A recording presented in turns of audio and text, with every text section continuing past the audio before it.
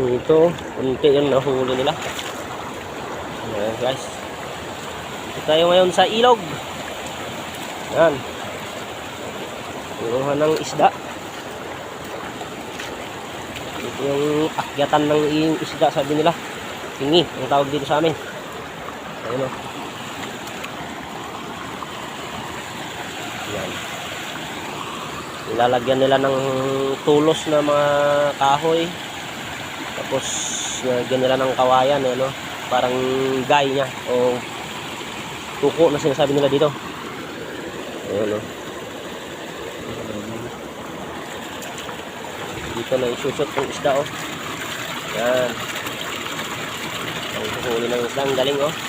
Hindi na nakaisip o. Yan ang style guys. Yan, harangan nila yung ilog. Yan, maraming salamat po sa panonood. God bless po sa ating lahat. Goodbye everyone.